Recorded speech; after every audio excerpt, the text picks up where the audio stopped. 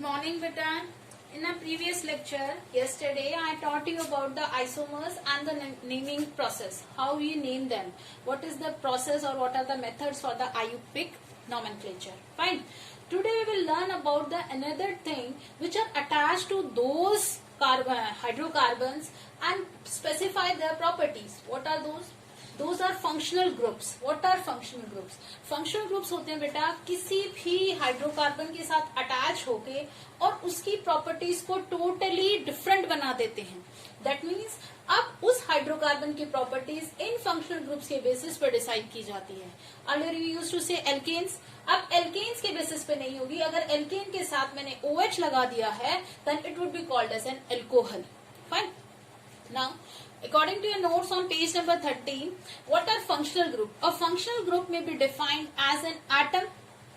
Atom means एक single है, या फिर group of atoms that means more than one atoms है. Look, carbon is also there, hydrogen, oxygen, carbon, oxygen, oxygen, hydrogen present in the molecule. किसी भी molecules के साथ attach कर दिया जाए, which largely determines its chemical properties. और फिर वो उसकी केमिकल प्रॉपर्टीज को डिसाइड करता है, केमिकल प्रॉपर्टीज को डिस्क्राइब करता है. Those are known as functional groups. Fine बेटा. Now in the I am having few of the functional groups. Look है what are those functional groups. These are first alcohols. Alcohols having OH group with them. Fine. और ये OH group कहाँ जाके add होता है? Look है today in the live class also I had taught you alkyl groups present होते हैं. alkyl groups क्या होते हैं? एल्केन में से ANE माइनस कर दो प्लस YL कर दो.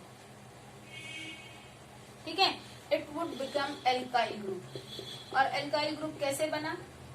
CnH2n plus 2 minus 1.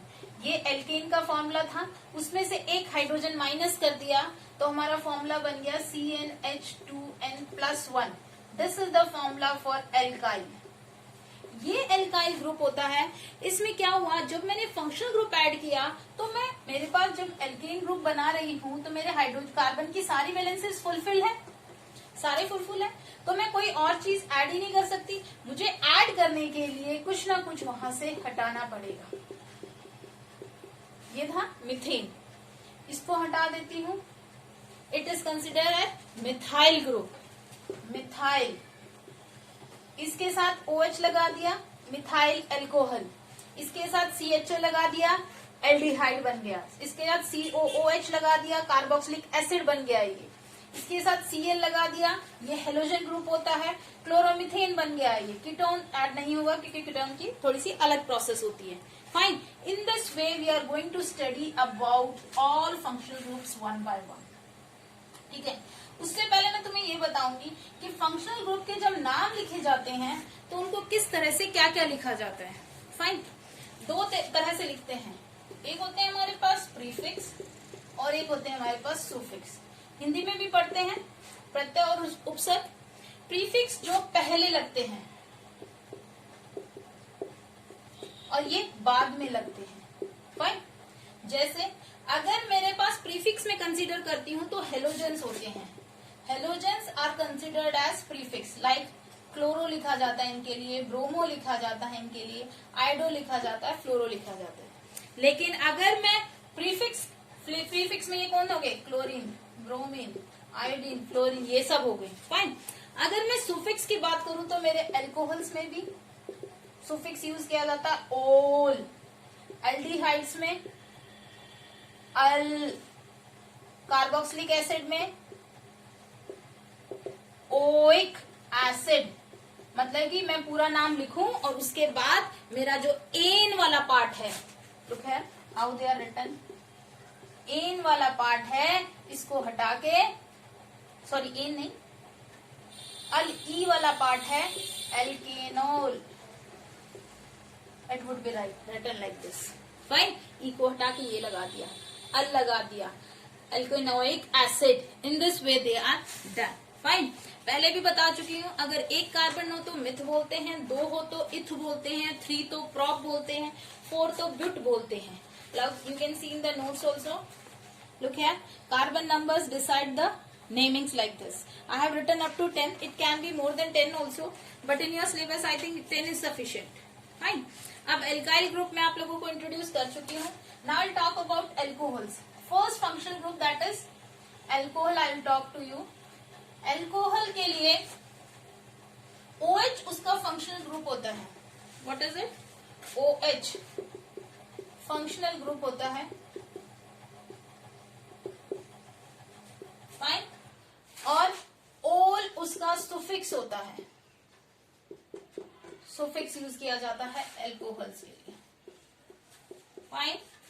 जैसे अगर मेरे पास कार्बन का number n is equal to 1 है, तो मेरा फॉर्मूला CNH एल्काइल ग्रुप ये होता है इनटू OH. इनटू का मतलब एक ऐड हो जाएगा उसके साथ. कैसे लिखेंगे?